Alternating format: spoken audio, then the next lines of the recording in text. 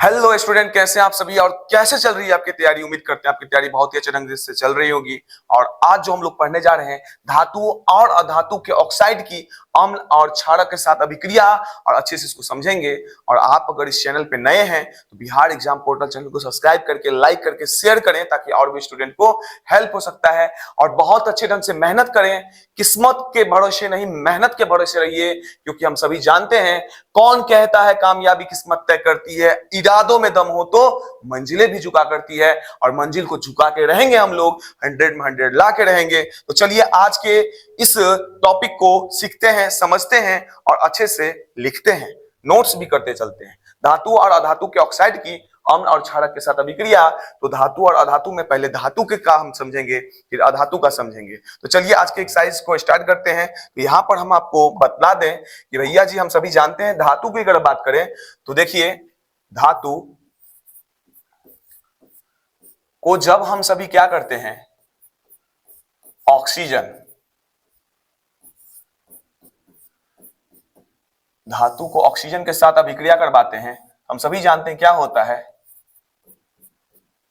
धात्विक ऑक्साइड।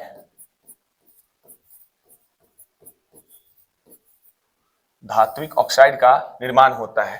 धातु ऑक्सीजन के साथ जुड़ता है तो धात्विक ऑक्साइड होता है, ऑक्साइड का निर्माण होता है, धातु के ऑक्साइड का निर्माण होता है। और आपको हम बता दें इसके कुछ एग्जाम्पल अगर हम देखें तो देखिए एग्जाम्पल को, जैसे कि हम सभी जानते हैं यहां पर हम कैल्शियम को ले लेते हैं, और कैल्शियम जो होता है जब ये ऑक्सीजन के गैस के साथ अभिक्रिया करता है तो हम सभी जानते हैं क्या बनता है, CaO, कैल्शियम ऑक्साइड बनता है। ठीक है, इसी तरह आप देख रहे हो ये धातु है, ऑक्सीजन के साथ अभिक्रिया किया, कैल्शियम ऑक्साइड जो है धात्विक ऑक्साइड बना। ठीक है, और हम बात करें यहां पर कैल्शियम के साथ फिर हम लेते हैं कॉपर को, Cu को लेते हैं। ठीक है, कॉपर को जब हम सभी ऑक्सीजन के साथ अभिक्रिया करवाते हैं, ठीक है, तो ये भी कॉपर धातु है, ऑक्सीजन के साथ अभिक्रिया करेगा तो क्या बनेगा, CuO बनेगा, CuO बनेगा। और ये जो CuO बनेगा ना, इसका रंग कैसा हो जाता है, तो आपको ध्यान रखना है ये काला रंग का बनता है। इसका रंग कैसा होता है, काला। कैसा रहता है, काला। ठीक है, कॉपर ऑक्साइड का रंग कैसा होता है, काला। ठीक है, अब देखिए आगे नेक्स्ट अभिक्रिया को समझते हैं। जैसे मैग्नीशियम का रिबन हम पहले ही अध्याय में पढ़ चुका था, रेगमाल से साफ किया था, ऑक्सीजन के साथ अभिक्रिया करवाया था, क्या बना था भाई साहब, मैग्नीशियम ऑक्साइड का चूर्ण बना था। ठीक है, सफेद चूर्ण, श्वेत चूर्ण बना था। तो यहां पर आपने क्या देखा, कैल्शियम को ऑक्सीजन के साथ अभिक्रिया करवाया, कैल्शियम ऑक्साइड बना, कॉपर को ऑक्सीजन के साथ अभिक्रिया करवाया, कॉपर ऑक्साइड बना, मैग्नीशियम को ऑक्सीजन के साथ अभिक्रिया करवाया, मैग्नीशियम ऑक्साइड बना। यानी ये सभी धात्विक ऑक्साइड हैं, ये सभी क्या है, धात्विक ऑक्साइड हैं। यहां पर एक बात लिख दें हम तो क्या बुरा मान जाओगे, नहीं मानना है, बात हकीकत है, उस हकीकत बात को आपको समझना है। ये एक बात मैं लिख रहा हूं, वो बात क्या है, तो बात आपको समझना है और जरूर समझना है। क्यों समझना है, क्योंकि एग्जाम में आता है, क्या आता है कि भाई साहब ये सभी धात्विक ऑक्साइड हैं, धात्विक ऑक्साइड। ये जो धात्विक ऑक्साइड है ना, इस धात्विक ऑक्साइड की जो प्रकृति होती है ना, नेचर, ये कैसी होती है, तो ध्यान रखना है, क्षारक या क्षारीय प्रकृति का होता है। क्षारक क्षारीय एक ही है, क्षारीय होता है,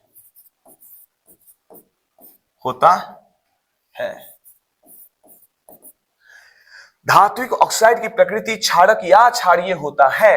ये बात को आपको समझ के रखना है। आप बोलोगे नहीं हम नहीं समझेंगे, कैसे होता है, इसके लिए कुछ आप समझाइए, उदाहरण दीजिए। तो देखिए हम सभी जानते हैं, हमने क्या बोला कि कोई भी अम्ल होगा, क्षारक होगा, जलीय विलयन में OH आयन देगा। तो धात्विक ऑक्साइड की प्रकृति को हमने क्षारीय लिखा, तो जल में घोल करके देखते हैं क्या OH आयन मिलेगा, जी जरूर मिलेगा। देखिए यहाँ पे अगर यहाँ पर इस जैसे कि मान के चलो हम लेते हैं कैल्शियम ऑक्साइड को, कैल्शियम ऑक्साइड को लेते हैं। ये जो कैल्शियम ऑक्साइड है इसको जब भी आप जल में डालोगे ना तो क्या होगा भाई, यहां पर देखो Ca into OH का होल ट्वाइस। OH आयन दिया कि नहीं दिया, सो बताओ, ये एक्वस फॉर्म में है।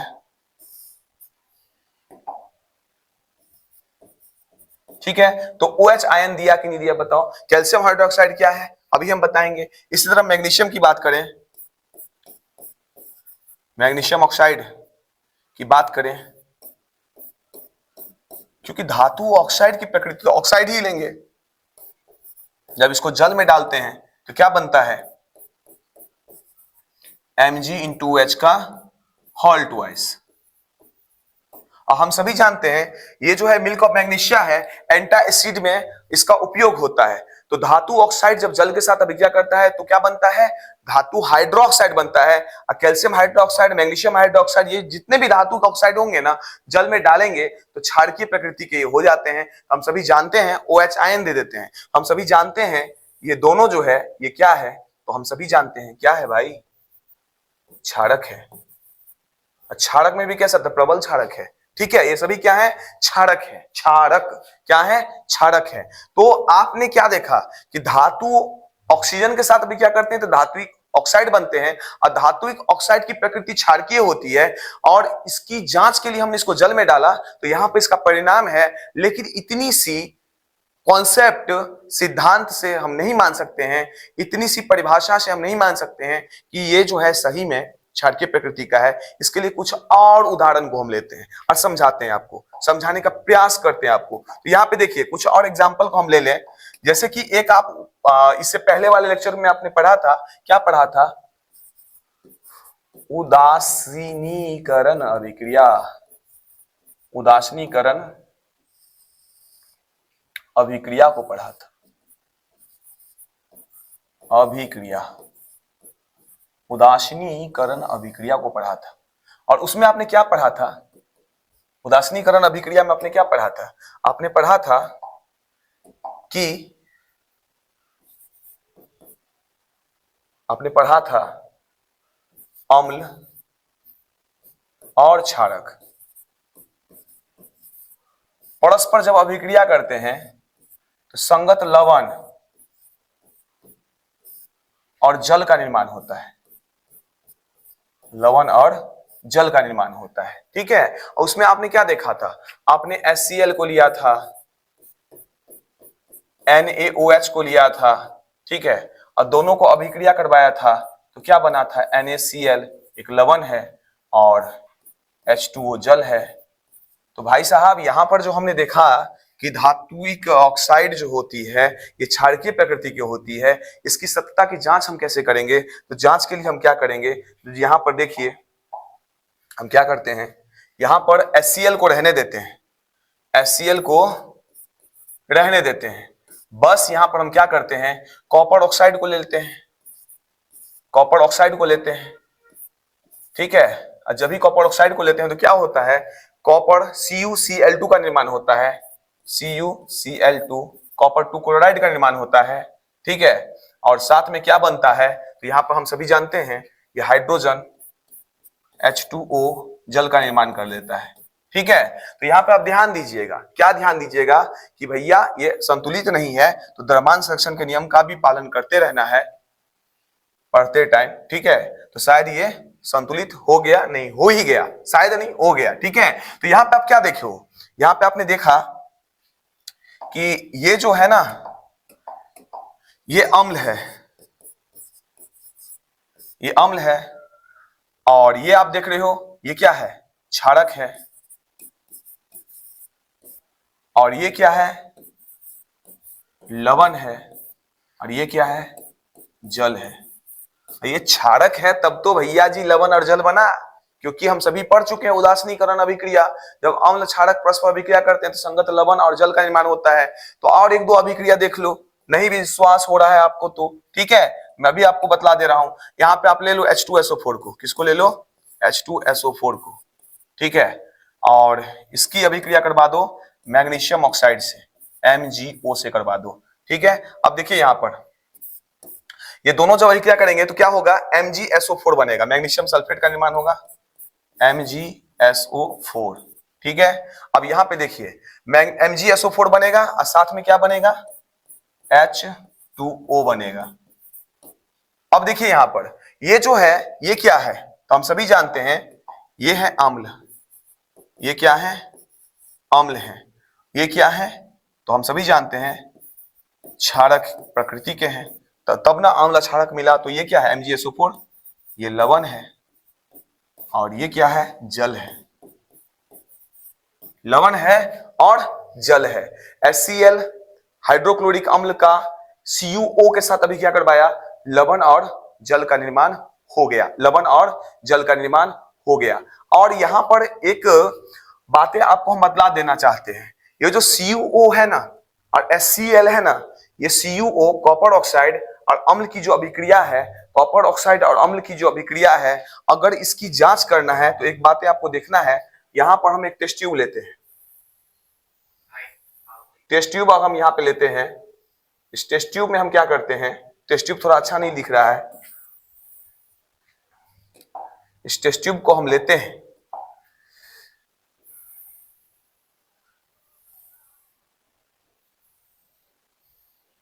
और इस टेस्ट ट्यूब में हम क्या करते हैं कि HCl को डालते हैं, HCl को डालते हैं और इसमें जो है CuO को डालते हैं, CuO को डालते हैं। दोनों जब अभिक्रिया करता है ना, इसका रंग कैसा हो जाता है पता है, इसका रंग हो जाता है लाइट ग्रीन। कैसा हो जाता है,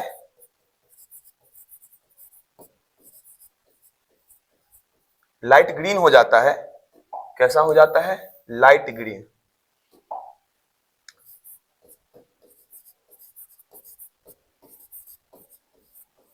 लाइट ग्रीन हो जाता है और हल्का सा इस विलियन का रंग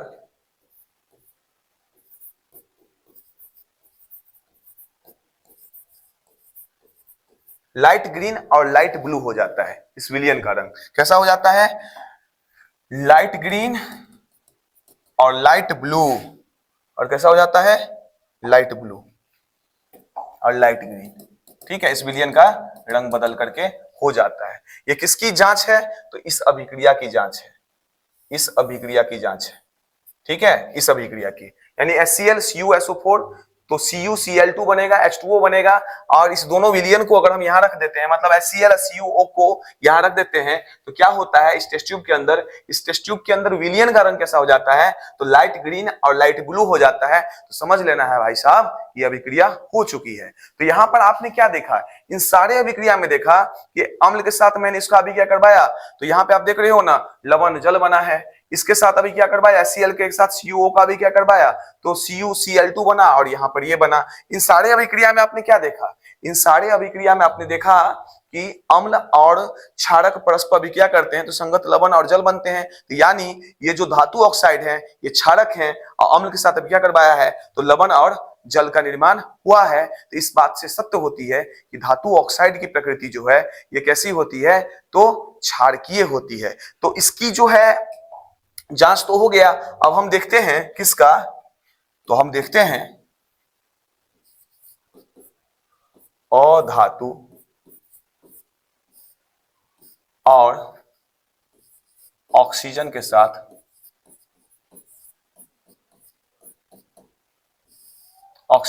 अभिक्रिया करवाते हैं तो क्या होता है, अधातु को ऑक्सीजन के साथ अभिक्रिया करवाते हैं, अधात्विक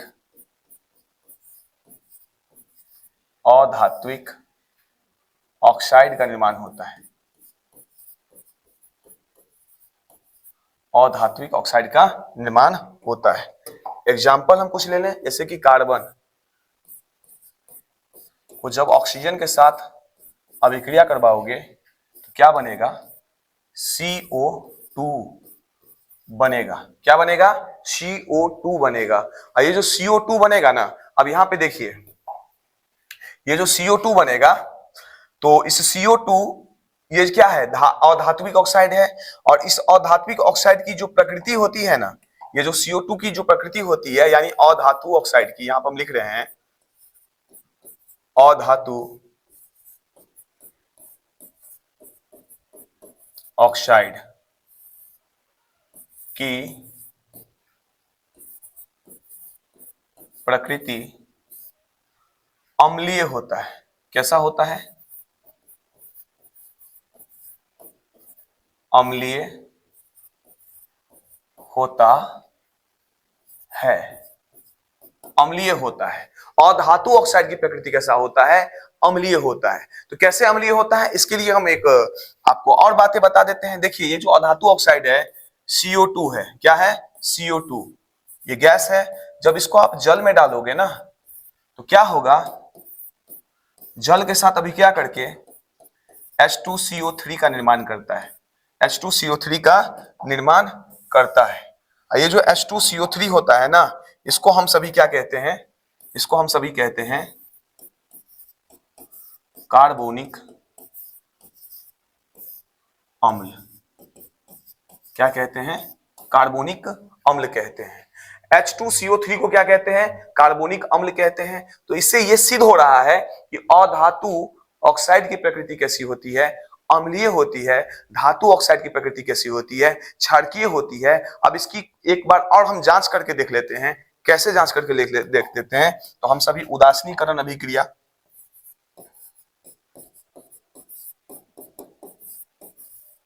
उदासीनीकरण अभिक्रिया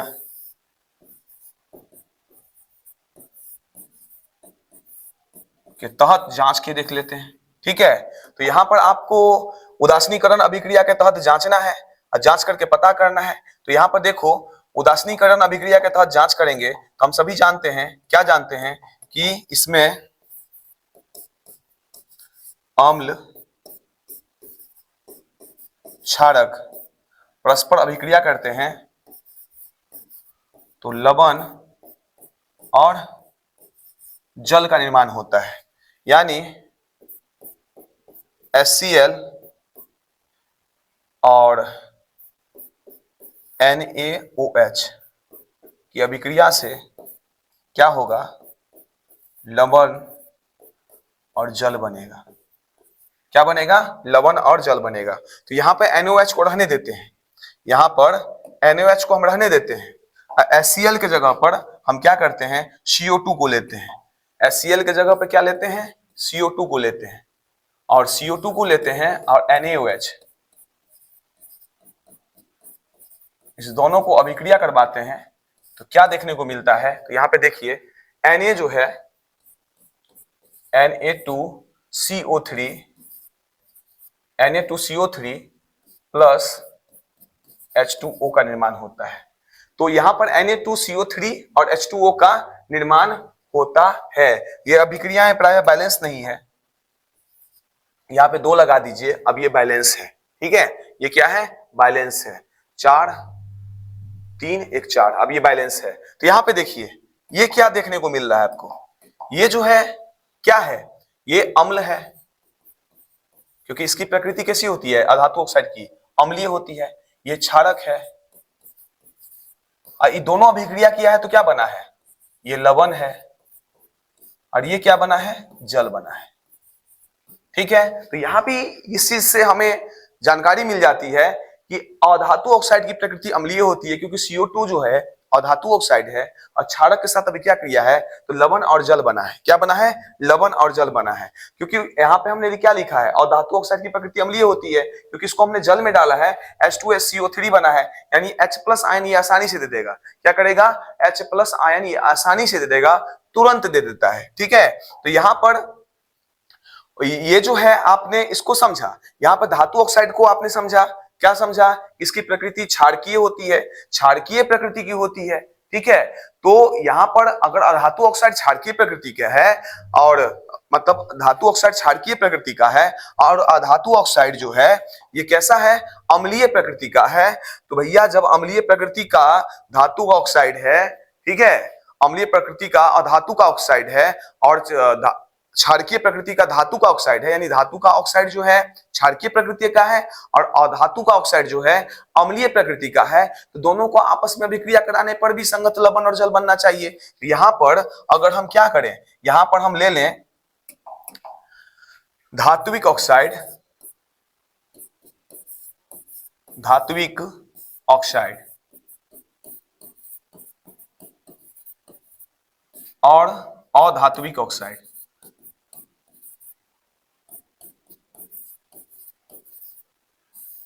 अधात्विक ऑक्साइड की अभिक्रिया से लवण और जल बनना चाहिए, लवण जल बनना चाहिए। अगर ये बन जाता है तो प्रूफ हो जाता है कि धात्विक ऑक्साइड की प्रकृति जो होती है वो क्षारकीय होती है और अधात्विक ऑक्साइड की प्रकृति जो होती है वो कैसा होता है, अम्लीय होता है। तो धात्विक ऑक्साइड की अगर हम बात करें तो धात्विक ऑक्साइड यानी कि यहां पर आपने क्या लिया था, तो आप देख लो कि धात्विक ऑक्साइड को हम जब जल में डालते हैं तो क्या होता है, तो कोई भी अम्ल जो है या क्षारक जो है जब उसको हम पानी में डालेंगे तभी H+ आयन देगा या OH- आयन देगा, क्योंकि उसको अगर आप एक्वस सॉल्यूशन में लेते हो तभी यह अभिक्रिया होती है। तो भैया जी यहाँ पर जैसे कि कैल्शियम ऑक्साइड को जल में डालते हैं तो क्या होता है, कैल्शियम हाइड्रोक्साइड बनता है, Ca का होल ट्वाइस बनता है। क्या बनता है, CaOH का होल ट्वाइस बनता है। अब यहां पे देखिए, आप यहां पर आपने देखा है कि नहीं, तो अगर उसकी क्षारकीय प्रकृति चेक करना है या अम्लीय प्रकृति चेक करना है तो उसको हमें पानी में डालना ही होगा। तो यहां पर इसको हमने क्या किया, धात्विक ऑक्साइड जो है अगर ये क्षारकीय प्रकृति का है तो यहां पर CaOH का होल ट्वाइस को यहां पे डाला। अब देखिए यहां पर हमने CO2 के साथ इसको अभिक्रिया करवाया, CO2 गैस फॉर्म में है और जब दोनों अभिक्रिया करेंगे तो क्या बनेगा, तो आप सभी जानते हैं CaCO3 बनेगा, है ना, और साथ में H2O बनेगा। ठीक है, तो अब यहां पे आपने क्या देखा, यहां पे देखा कि ये जो है CaCO3 क्या है, ये लवण है और जल है, यानी ये जो है अम्ल है या क्षारक है। तो अधातु ऑक्साइड है तो धात्विक ऑक्साइड है, तो धात्विक ऑक्साइड कैसी है, तो क्षारक की ये प्रकृति क्या है, क्षारक प्रकृति का है, और CO2 अम्ल है, और दोनों अभिक्रिया किया है तब न संगत लवण और जल बना है। अगर ऐसा नहीं होता, ये क्षारक प्रकृति का नहीं होता, ये अम्ल प्रकृति का नहीं होता, तो यहाँ पे लवण और जल नहीं बनता, उदासीनीकरण अभिक्रिया यहाँ पर नहीं होता। कौन सा अभिक्रिया नहीं होता, उदासीनीकरण अभिक्रिया। उदासीनीकरण अभिक्रिया को ये संतुष्ट करता है।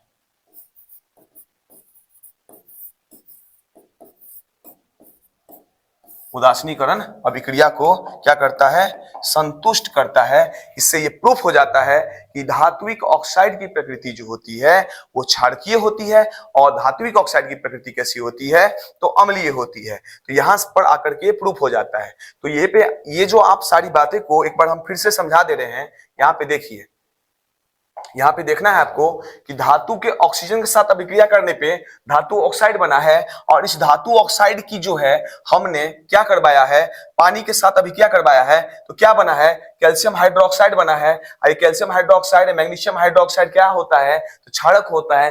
प्राय जितने भी धातु ऑक्साइड होते हैं उसकी प्रकृति क्षारकीय प्रकृति का होता है। अब आपको हम बता देते हैं, बचपन में क्या हुआ होगा कि आपको कभी चींटी ने काटा होगा, है ना, उसके बाद मधुमक्खी ने काटा होगा, तो आपकी दादा, क्योंकि आप उसके अंदर में क्या होता है, मेथनोइक अम्ल होता है ना, तो क्या होता है कि आपके दादी नानी, है ना, या आपके घर में जो बड़े बुजुर्ग लोग होंगे वो लोहे के कुछ बर्तन से आपके हाथ पे या पाँव में रगड़ने पे आराम हो जाता है, क्योंकि जो आयरन होता है ना, तो हवा में रहने पर उसमें क्या होता है, उपचयित हो जाता है। उपचयित यानी ऑक्सीजन, तो आयरन जो है ऑक्साइड हो जाता है ना, तो ऑक्साइड हो जाता है। तो हम सभी जानते हैं आयरन ऑक्साइड जो है धातु ऑक्साइड है, और जब उसको हम रगड़ेंगे तो हमें क्या मिलता है, आराम मिलता है। मतलब हमारे जो उसकी जो डंक की जो इफेक्ट है, दर्द है, उस दर्द में राहत मिलता है। राहत क्यों मिलता है, अम्ल जो है क्षारक के प्रभाव को खत्म कर देता है, क्षारक अम्ल के प्रभाव को खत्म कर देता है। ऐसे ये प्राप्त होता है जानकारी कि भैया धातु के ऑक्साइड क्षारकीय प्रकृति के होते हैं। तो हमारे दादा नानी जो कुछ भी है, भले वो पढ़े नहीं हो या पढ़े भी हो, तो लेकिन ये पुराने जमाने से कॉन्सेप्ट आते जा रहा है। लेकिन यहाँ पर इस चीज के बारे में जब आप पढ़ते हो तो आपके दिमाग में आता है कि भैया वो जो साइंस जिसका अप्लाई कर रहे हैं कि चींटी काटने पे या मधुमक्खी के डंक लगने पर लोहे के जो है कोई वस्तु पड़ी है तो उसे रगड़ने पे उन्हें आपको रिलैक्स फील होता है, तो भैया अम्ल जो होता है, तो डंक के अंदर अम्ल होता है, क्षारक के साथ जब उसका कांटेक्ट होता है तो आपको दर्द में राहत होती है। तो धातु ऑक्साइड क्या होता है, क्षारकीय प्रकृति का होता है। तो यहाँ पे हमने इस चीज को सिद्ध करने के लिए इसको पानी पानी के साथ अभिक्रिया करवाया। तो आप देख रहे हो इस तरह से ये बातें निकल के आई। और उदासीनीकरण का अभिक्रिया से हमने इस चीज की जांच की, तो HCl को NaOH के साथ अभिक्रिया करवाया, NaCl H2O बनता है उदासीनीकरण अभिक्रिया में, तो अम्ल के साथ CO का अभिक्रिया हुआ, तो क्या बना, लवण और जल बना। कॉपर क्लोराइड बनता है, H2O बनता है, H2SO4 को फिर मैग्नीशियम ऑक्साइड के साथ अभिक्रिया करवाया, तो मैग्नीशियम सल्फेट जो है लवण है और जल का निर्माण हुआ है। ठीक है, इसी के साथ जो है अधातु और ऑक्सीजन के साथ अभिक्रिया करवा के तो अधात्विक ऑक्साइड बना है। अधात्विक ऑक्साइड की प्रकृति कैसी होती है, तो अम्लीय होती है। इसकी जांच के लिए हमने CO2 को जल के साथ अभिक्रिया करवाया, तो H2CO3 बना। और उदासीनीकरण अभिक्रिया की अगर हम बात करें तो यहाँ पर आप देखिए HCl NOH NaCl H2O दोनों होना चाहिए, लवण और जल बनना चाहिए। तो यहाँ पर ये चीजें जो है, ये बातें जो है यहाँ पे साबित होती है। CO2 जब क्षारक के साथ अभिक्रिया किया है तो लवण और जल बना है, इसका मतलब CO2 की प्रकृति अम्लीय है, क्षारक तो है ही, तो अम्ल होगा तब क्षारक के साथ अभिक्रिया करेगा, तभी लवण और जल बनेगा। और धात्विक, अगर ये मान के चलो कि धात्विक ऑक्साइड अगर क्षारीय है, क्षारकीय प्रकृति का है, और धात्विक ऑक्साइड अगर अम्लीय प्रकृति का है, तो धात्विक ऑक्साइड और धात्विक ऑक्साइड को दोनों का अभिक्रिया करवा देते हैं। तो दोनों अगर अम्ल क्षारक है, अभिक्रिया करेगा तो लवण और जल बनेगा ही। तो यहाँ पर वही चीज मैंने किया, लवण जल बन गया। और हमें उम्मीद है कि इसी बात को आपने अच्छे समझा होगा तो इस वीडियो को ज्यादा से ज्यादा शेयर करो। बिहार एग्जाम पोर्टल चैनल को अगर अभी तक आपने सब्सक्राइब नहीं किया है, सब्सक्राइब करो। अब मैं आपको वादा करता हूं हर एक एनसीईआरटी के हर एक वो बात को अच्छे से एक्सप्लेन करके मैं आपको समझाऊंगा, और आपकी जो 100 में 100 लाने की सपना है उसको मैं साकार करवाऊंगा। और मेहनत जो है कभी अच्छे ढंग से करना है, मेहनत में कभी कामचोर नहीं बनना है। कामचोर जो होते हैं उनके पास बहुत समय होता है, मेहनत करने के लिए जो मेहनत करने वाले लोग होते हैं उनके पास समय कम पड़ जाता है। और कामचोर को समय पास करने के लिए बहुत सारे काम करने होते हैं, मोबाइल देखने होते हैं, रील देखने होते हैं, लेकिन पढ़ने वाले के लिए, मेहनत करने वाले के लिए समय क्या मिलता है भैया। उन्हें रात रात भर पढ़ना पड़ता है, नींद को कम करना पड़ता है, और 1 साल यही करना है, तब हमारा 100 में 100 पूरा होगा। और आपने अगर इसको अच्छे समझा है तो फिर ठीक है, अगर नहीं समझा है तो कमेंट्स बॉक्स में लिखना कहाँ प्रॉब्लम है, मैं समझाऊंगा। तो फिर मिलते हैं नेक्स्ट क्लास में, तब तक के लिए धन्यवाद।